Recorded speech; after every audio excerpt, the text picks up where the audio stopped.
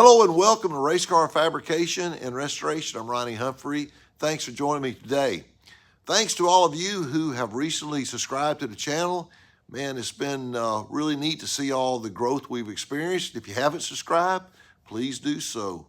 We would greatly appreciate that.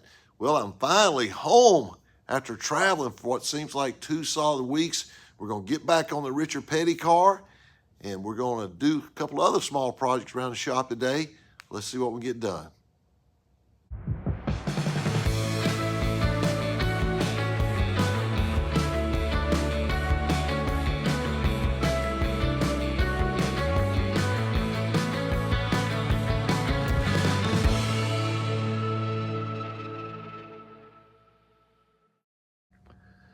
Well, we got a lot of stuff planned for today. Our first thing we're going to do is try to get this fuel system lined out. When we cranked it on the last episode, we just simply took our little gasoline bottle and we filled up the bowl through the vent tube on the carburetor, and that's how we ran it. But we need to go ahead and make sure, first of all, the bladder's not leaking. That's my biggest concern. All these older cars, the bladders leak. And if will hold fuel, then we're going to put fuel in. We're going to purge the line and make sure that the fuel pump and everything works okay, which it should. Then the big thing is, now that we got the windows pulled out, we're going to go ahead and start trying to clean these windows up. So we're going to polish them just like we did on the 44 car, and we're going to try to get that done. We're going to do a little bit of cleaning inside of it as well, but it should be easy to go. We do still have to change oil in the car, but I want to get the fuel in there first. Also, we're going to take the carburetor off this little four-wheeler today. This was one that my late brother had built for his grandchildren, Gene Humphrey, and I got it down there from his shop, and we're going to see if we can get it running for my grandkids. It's actually running, but the float is stuck in the carburetor and it's flooding out gas, so we just need to get the needle and seat unstuck. I rode a little bit yesterday, but when you stop it, if you don't turn the gas off, it runs everything through. Give you a little update on the tires. We're continuing to groove. I picked up 172 tires this week from North Carolina, and I'm taking one off and grooving it, putting it back on the rack. And you can see we've got a bunch done now. And I tell you, this has been a every night deal trying to get this done, but we're making some progress on that. We've got our annual Architects Racer swap meets coming up in 2 weeks from today. The day is Saturday, and we're going to be out at Boot Hill Speedway for our 7th annual Architects Racer swap meet, and have a lot of tires out there for the racers to buy. So let's see if we can get on it, see what we can get done. All right, the first thing we're going to do, me and Buddy's talking, we're going to go ahead and take the top off the fuel cell, and we're going to get it cleaned up. If the fuel cell is dry, then that's going to mean it's like every other fuel cell we've seen. The bladder's leaking. Hopefully there's a little bit of fuel in there, but we're going to get all this trash off there first and take the top of it off and look in there. Buddy, what's the odds? You think it's going to be having fuel in there? I got my fingers crossed. Yeah, me too.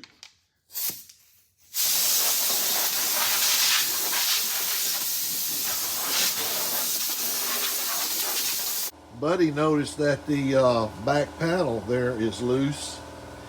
He said, we need to research that. There may be about 30 foot of fuel line in there. You know, for that extra fuel mileage. All right, we're going to blow this off with brake cleaner now, and then we will see what we come up with.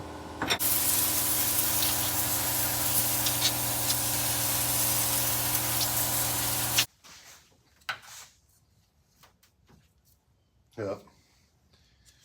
Dry as a bone. So that leads me to believe that it's all these bladders leak, every one of them do. All right, let me call the owner and see if he's noticed any fuel leaks in it, and we'll go from there. Okay, we're going to put some fuel in this thing. We went up to just bought some regular gas. We're going to put 5 gallons in there. That should be enough to see if it leaks. I called the owner, and the owner said that if it leaks, we'll go ahead and put one of those plastic seals in like we did on that last job. the 44 car. But 5 gallons should be enough to see if it's leaking anywhere. So we'll let this sit. We'll go ahead and move on to something else. We were checking to see how much fuel is in it, and looky here. The phone's coming apart. Phone's coming apart, so we got to take everything out anyway. So looks like that answered our question. Yes, everything's rotten inside of it, so we got to take everything apart and get it out. So there you go. Buddy's going to pull this apart. I'm going to get on this little carburetor for my grandson. I'm on this little Yamaha, so I'm going to see if I can pull it apart. And this is a one-person job here.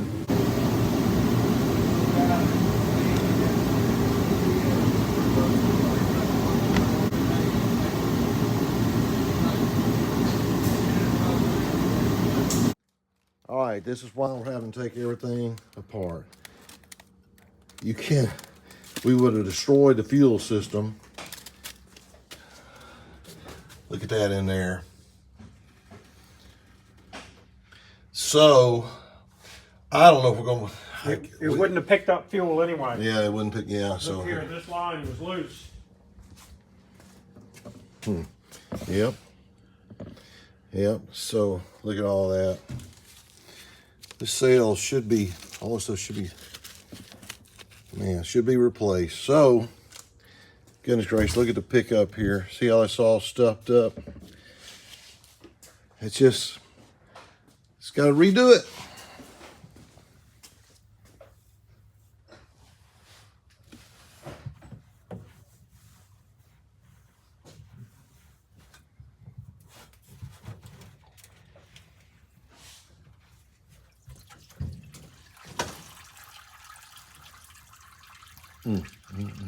I got this carburetor put back together, and I tell you, it's tight to get that little thing put in place, but we're going to keep struggling with it here. See if we can take this thing for a little spin.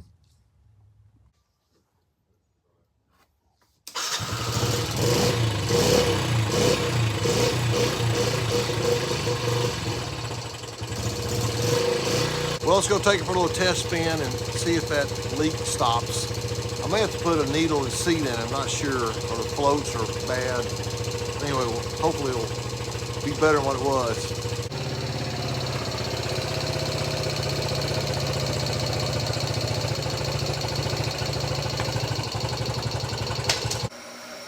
Well, I'm not sure if it's fixed yet or not, but we're gonna leave it like that before I buy another kit. So it needs to be ridden, that's the main thing. So we'll get Reed and Ryder over here, let them play with it some in the yard. It's so wet right now, so cold, but I think that's good for now. Okay, Buddy is trying to he said his hands are cold. I told him to go over and get by the heater. And puts his hands down by the heater. I said it'd probably warm up. Quick! Yeah, real quick. Look. See, that's a bad thing about foam in a fuel cell. It just comes apart. Okay, Buddy's got everything dipped out. We're gonna go ahead and take the can out. Hopefully. I think we got it.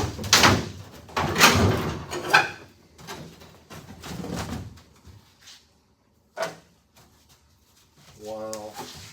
I think it's the last time this fuel cell was out when Richard Petty pulled it out. Is that wet? Is that gas? Smells like gas to me. There you go. There's your answer already. So. Oh.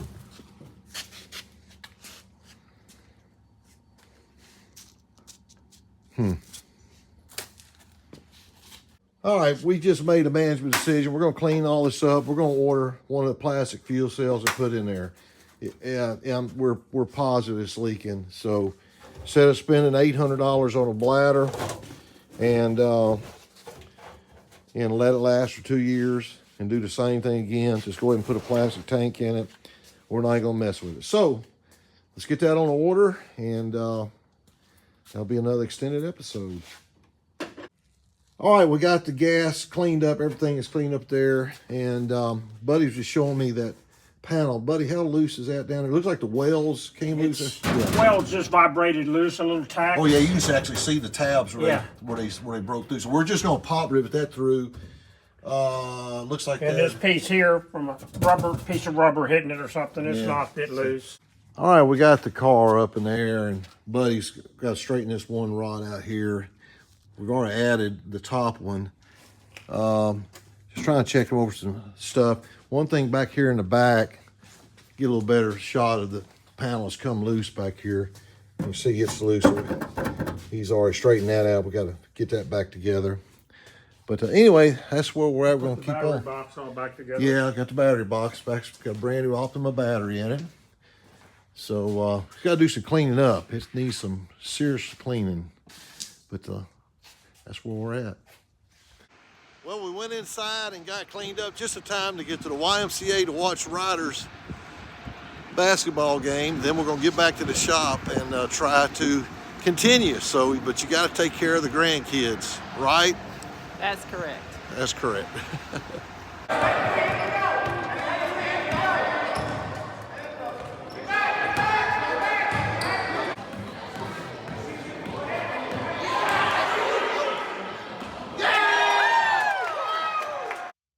Well, that was exciting to say the least. Ryder got a great shot he made there. He was 1 for 2 on the day. Unfortunately, the 2 points he made was half of what their whole team scored. So it was a rough day. But hey, we're back at the shop now, so let's go in there and see what we can get done on this 43 car. So back at the grinding wheel. When we pulled the windshield out, we had one insert here that gave us a hard time. We ended up having to cut it out. Buddy's gonna weld this in here now, and we're gonna see if we can get that in, and that's gonna be that as far as fabrication. All we have to do. He got all these panels fixed while I was going to the basketball game, and got that one put in so everything's straightened out, and he got that front nose piece done as well.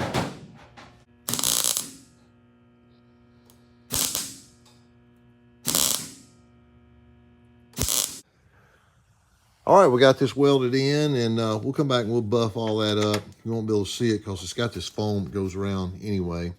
But there you go.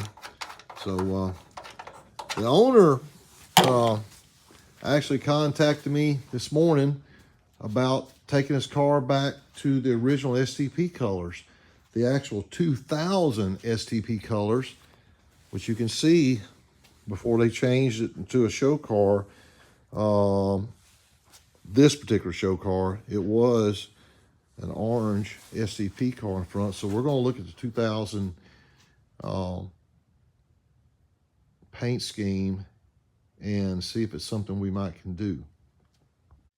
Well, what another busy day here in the shop between working on the car and four-wheelers and doing tires and grandkids basketball games. It's been a good day, and I'm so proud of Ryder for scoring 2 points. That was great. But the owner contacted me this morning, and he's wanting to possibly take this car back to the original STP colors as it was in 2000. Now, again, this is an older car. Actually goes back to 92, but they changed the body on it. And right along in there, you can actually see the orange that was left under the hood from when it was a STP show car. So we're going to look at that for the owner and see about maybe painting it. I don't know. We'll just pursue that later down the road. Right now, we'll get it finished because we're going to put this car in the car show along with my cars here at the World of Wheels car show here in Shreveport coming up in just about 3 or 4 weeks, I guess, from now. It's going to be the first week of March, but we got plenty of time to get this car done. We're really taking our time. That's why I'm doing some other stuff while Buddy is working on this. It's really not even more stuff than what one person can do anyway. But anyway, all that to say, thank you for watching as always. And again, thanks for all of you who have subscribed recently. And we're really having a little growth spurt here, and I have you to thank for that. Have a fantastic rest of your day. We'll see you next time on Race Car Fabrication and Restoration. God bless you. You take care.